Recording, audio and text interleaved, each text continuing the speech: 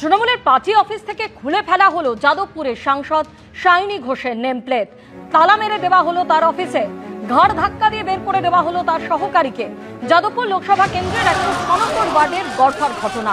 দুলাল দাস ঠাকুর ভবন থেকে খুলে ফেলা হলো সায়নী ঘোষের নেম প্লেট। এই অফিসেই বসতেন তিনি। পার্টি অফিসে ঝুলিয়ে দেওয়া হলো কোনো গদ্দার এই অফিসে ঢুকবে না লেখা পোস্টার। কালীঘাট তৃণমূলের নেত্রী বসুন্ধরা গোস্বামীর নেতৃত্বে তালা মেরে দেওয়া হলো সায়নী ঘোষের অফিসে।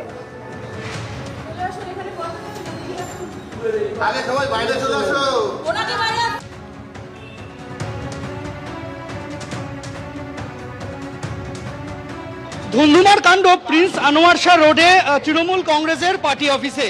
106 নম্বর ওয়ার্ডের এই পার্টি অফিসে বসতেন সায়নী ঘোষ, যাদবপুরের সাংসদ।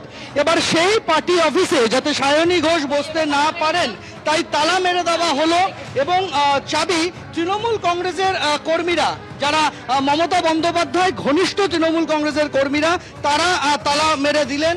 এবং আমরা দেখতে পাচ্ছি যে এখানে কার্যালয়ে সায়নী ঘোষের যে বোর্ড, সেই বোর্ড খুলে ফেলা হলো। তার একজন কর্মী ছিলেন সেক্রেটারি ঘোষের, তাকে বের করে দেওয়া হলো এখান থেকে। আমাদের দলের পার্টি অফিসে সেফ এনভায়রনমেন্টটা উনি ব্যবহার করতে পারেন না ওনার জনসংযোগের জন্য।